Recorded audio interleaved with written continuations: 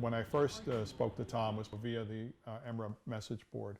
So when I saw Tom's message, again, I didn't really necessarily know the car, but I knew where I could find information. Yeah, we met at New Hampshire, and he did pretty well that first outing, and the car was beautiful. I mean, he did a great job.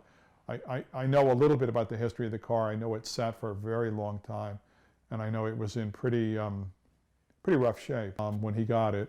I know it had been through a plethora of owners, all of whom had hoped to restore it because they they kind of understood the significance of the car and they wanted to kind of carry it forward. But you know, like anything else, people don't necessarily have the time or the money or whatever. But luckily, many of them just held on to the car and saved it. One of the things that I would think about with that particular car is a term that auto racers use, which is provenance.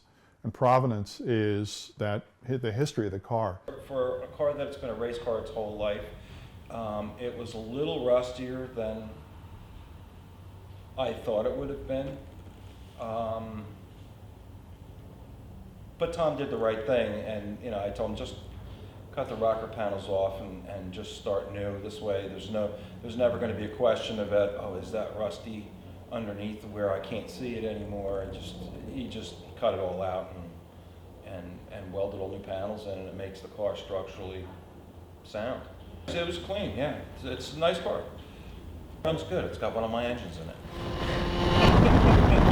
This particular car stood the test of time.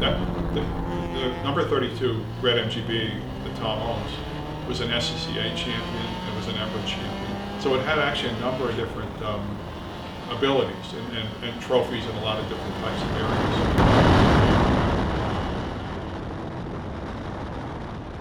You know, it's funny that you talk about provenance. It's, you know, the car has a history, but you could almost say it's an unremarkable history, and I guess it resembles me kind of in that fashion. Yeah, I mean, when I got it, it was tattered. It was an old, kind of clapped out, spent race car, and I could have done different things with it. I chose to preserve it as it was, or not preserve it, but to return it to the kind of the expression that it had in the 1970s. It's more of a race car now than when I bought it.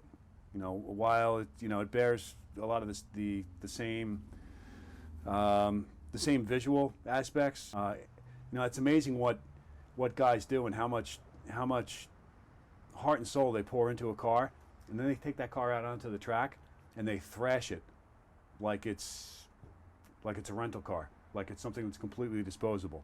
And you've got all of this, not just financial, this emotional investment in something that you take out and really not even put through its paces. At least for some of us, you take it out and you race it, and kind of in the back of your mind you think you're really a race car driver. You know, finding the limit is the thing, and when you find the limit, you back off a little bit, and that's when you go the fastest, and that's when you have the most fun, and that's when you kind of become one with the car. You know, as race cars go, this is the only race car I've ever driven, but I find it very predictable, and a lot of people don't have cars like that, and if they make a wrong turn, the car will do stupid things. Actually, this year, a friend of mine drove this car at one of the races that I was at. It was the first time I actually saw the car go around the track, and it's a pretty cool car.